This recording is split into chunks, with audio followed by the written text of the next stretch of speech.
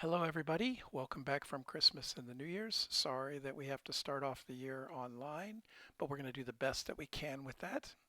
In this uh, period, what we're starting in physics, we're kind of still transitioning from the classical mechanics to the Newtonian mechanics, more to kind of electromagnetism, which is kind of where we're in the middle of right now, where we're going to start learning about waves, and we're going to also use sound kind of as a transition and learn some things about how sound works as a wave.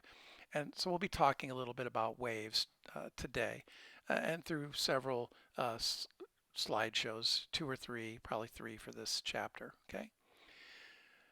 So we're going to be talking mostly about waves. What is a wave? And you can expect there to be a blank on the test that says, what is a wave? Okay. Well, a wave is a traveling disturbance. It's a disturbance that moves and it carries energy. Waves do not, what they do not carry necessarily is mass. They're not moving particles from here to there. They're moving energy from here to here. An ocean wave doesn't necessarily move water from the middle of the ocean to the shore.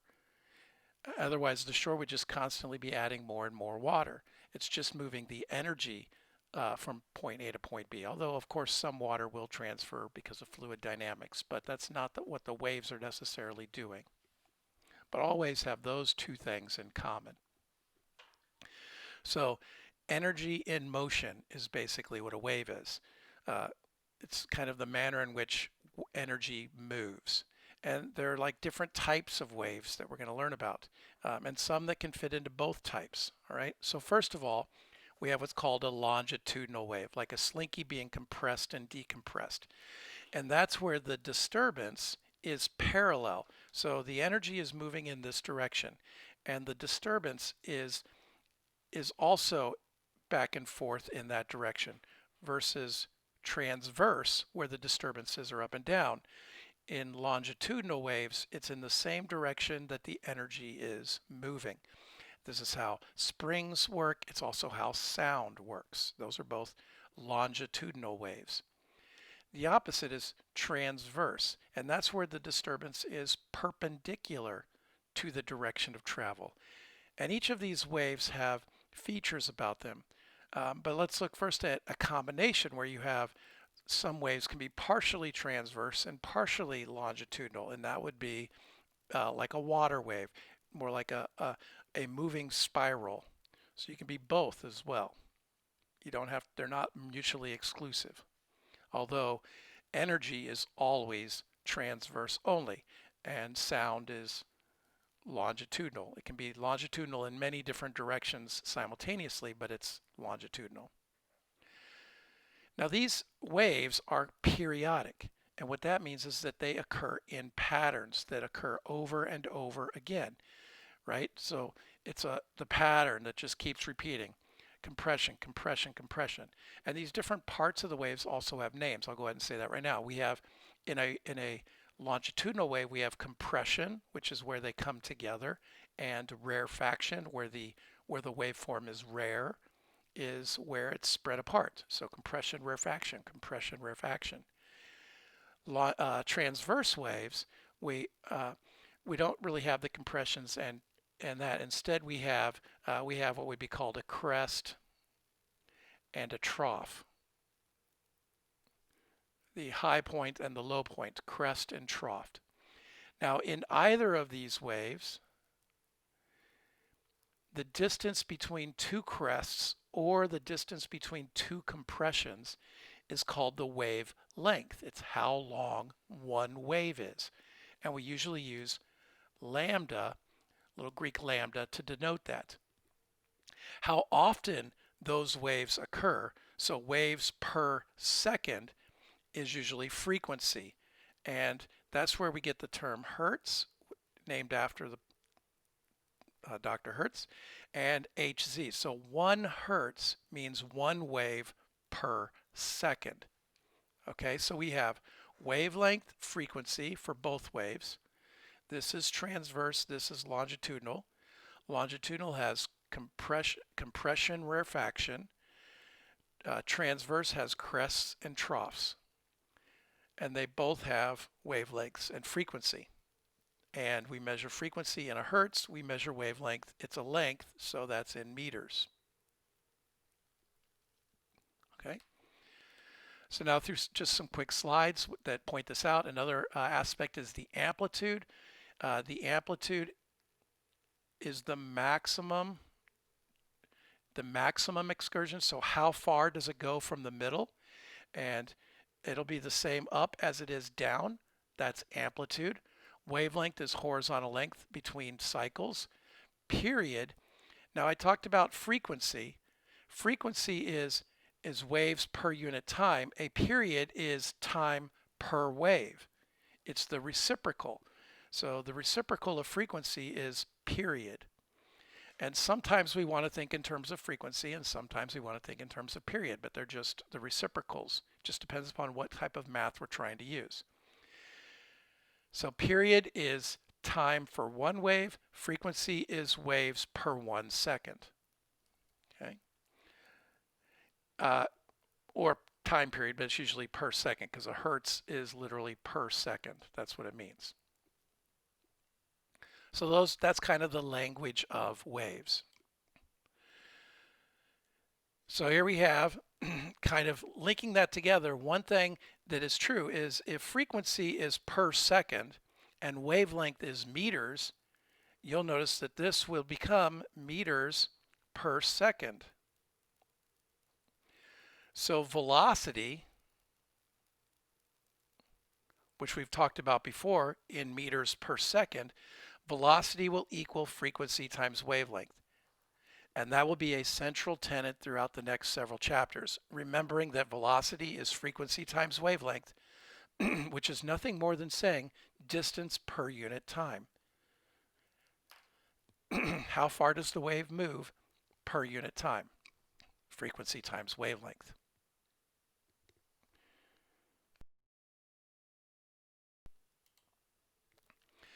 So how would we make use of this? Well, here's an example. AM and FM radio waves are transverse waves consisting of electrical and magnetic field disturbances traveling at a speed of 3.10 to the 8th meters per second.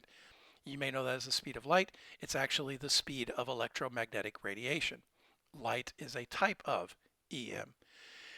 A station broadcasts AM radio waves whose frequency is 1230 times 10 to the third. So when you tune an AM dial to 1230, that's really what it means, 1230 times 10 to the third hertz. An FM radio wave at 91.9 times 10 to the sixth hertz. So you'll notice that FM is typically 100-fold higher frequency than AM. That's kind of where you fold, because that AM signal would be 1.23 times 10 to the sixth, but they do it times 10 to the third so that you get like 1230. So you have these two frequencies and you have a speed. If you have a speed and you have a frequency, you can calculate the wavelength. Wavelength is velocity divided by frequency. And you will see that AM waves have a much longer wavelength. And that's actually a good thing. 244 meters, in fact, for that one versus 3 meters for an FM wave. That's one reason why AM radio is so much better like in hills and mountains, because the wavelength is bigger than the length of the hill crest or the mountaintop. So the AM waves can actually go around the mountains. FM waves cannot. And in fact, even in the city sometimes you need a lot of repeaters. Otherwise, FM signals drop as well because the buildings themselves, even though they're very conductive and they can retransmit, they can actually absorb and retransmit FM signals. Sometimes they interfere and you need repeaters. But just a little bit of AM FM knowledge there as well. So these are periodic waves. Another type of periodic wave, like a longitudinal wave, is a sound wave. Well, here's a little bit of conceptual question for you. You are listening to sound underwater at the Dells. I think that's a picture I took off the internet of Great Wolf. I could be wrong, but I thought that was Great Wolf at the Dells. The frequency of the wave does not change because the loudspeaker producing the sound determines its frequency. So that's something else I want you to know. So you have a speaker, and it is producing sound waves. Okay, the speaker is producing sound waves. Frequency is determined by the source. How fast the speaker is vibrating determines the frequency. Source determines frequency. The medium that you're transmitting through determines speed. In air, the speed of sound is 343 meters per second. And I talked about that before, like you walk at about 3 meters per second, you drive at about 30 meters per second, sound is about 300 meters per second, and light is 300 million meters per second. It's that 3 keeps coming up in the speed in these speeds, common speeds. Another kind of thing that says, God had to be in control of all this stuff. So if I know this basically is a question where I know the speed is 343 and I know the frequency, and I can just determine what the wavelength is. Now, if frequency goes up, wavelength has to go down if the speed stays the same. But here in this case, we have 2 different speeds, 1482. So the frequency is constant. So if speed goes up and frequency is constant, wavelength has to go up. So this would equal, so F is constant.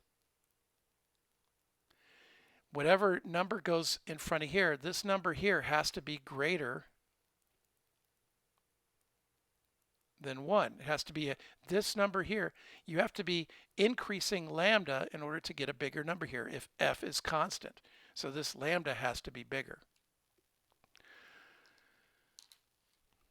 So just all of this is just conceptually thinking about C equals F lambda.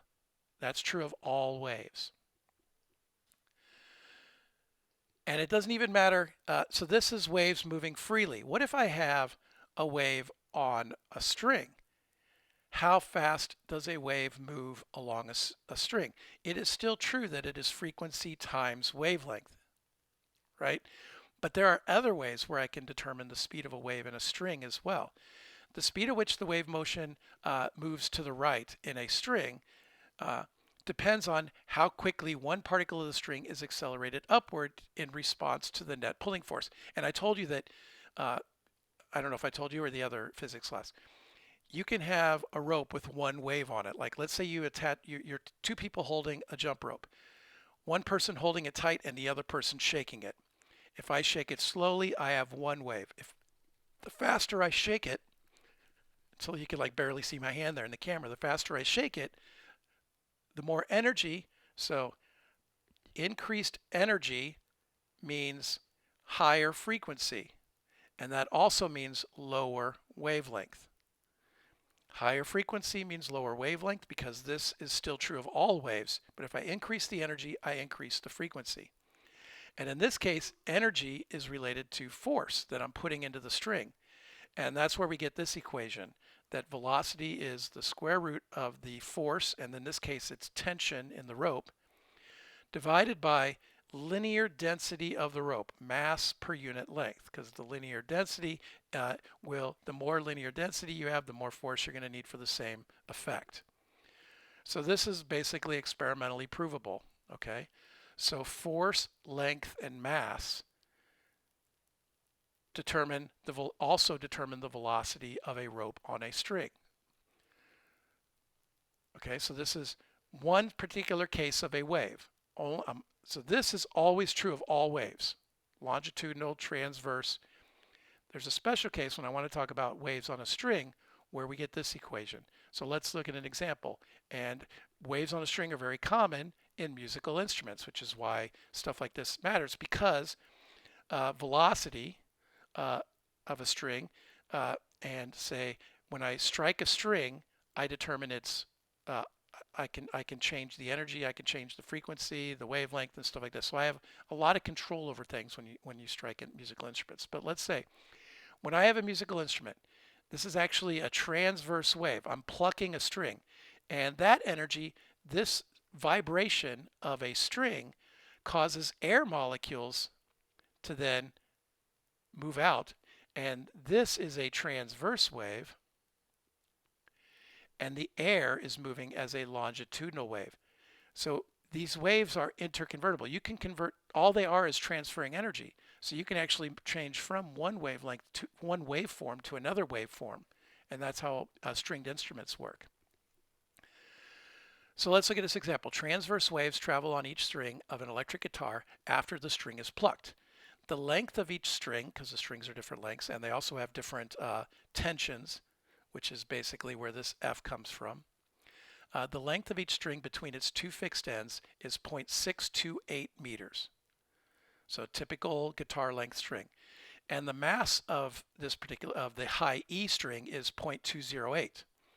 And it for the highest pitched E string, and 3.32 grams for the lowest E string. And if you look at a guitar, you'll see that the strings are different thicknesses. They have different masses, but they have the same tension, and tension is this force. So in this case, I know the force, that's the tension, I know the length, and I know the mass. So I can figure out the velocity that these waves are moving, right? So velocity is force divided by ml. So the E, the high E, it's already written on there, I don't need to write it on there. High E, force 226 newtons, divided by mass times length, gives me 826 meters per second.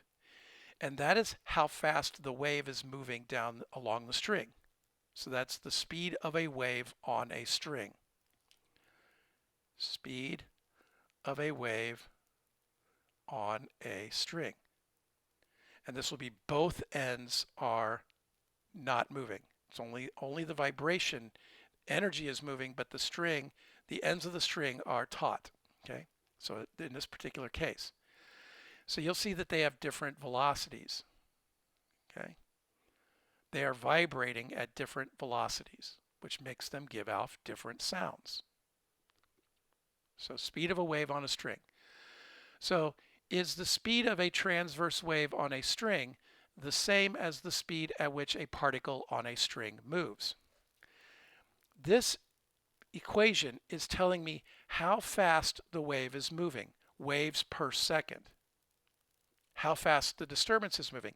It is not telling me how fast the wave, the string is going back and forth. That is a physical movement. This is an energy movement. The energy is moving this fast. The string is just moving up and down. Okay? So the particle speed depends on the amplitude, the angular frequency, and the time. And there's actually an equation for that, and it is V is equal to the amplitude. This is the angular frequency, how fast it's going through, like think of a unit circle, times the sine of that, times the time through which it takes it to do that. Okay, so the speed of a string on a particle is this. The string of the energy, the speed of the energy is this. They're not the same. I'm not going to make you remember this. We actually talked about that with a unit circle. You may not remember it. We may come back to it when we go to other types of waves. But for now, this is our equation. So the speed of a wave is determined on a string is determined by a property of the string itself. And that is force, mass, L. All of these are properties of the string. And it's sort of like this. The source determines the frequency of a wave. The string determines the velocity of waves on the string. I can change the amplitude. I can change the amplitude by plucking it harder, and that will increase the energy or how loud it is. But the speed will still be the same. An E string, no matter how hard I pluck it, is still going to give me an E sound. It's not going to change the frequency or the velocity coming off of that. Okay? It's only, I can change the amplitude by plucking it harder, how loud it is, but I don't change the sound itself. Okay, yeah, I was thinking that was a good place to stop. If we were doing homework, if you want to like try these questions, I will post the answers to these 4 questions online. So this would be like ways for you to make sure that you're understanding the concepts. And then you can see if you can figure out those questions. But for now, that's where I'm going to stop this recording. I hope you've learned maybe something about sound waves that you didn't know before. At least you learned about the velocity of waves on a string, and you know transverse and longitudinal waves a little better. Tomorrow, or in my next video, I'm going to go into, I'm going to talk more about this displacement part, this displacement of the actual wave itself, which relates to loudness and sound.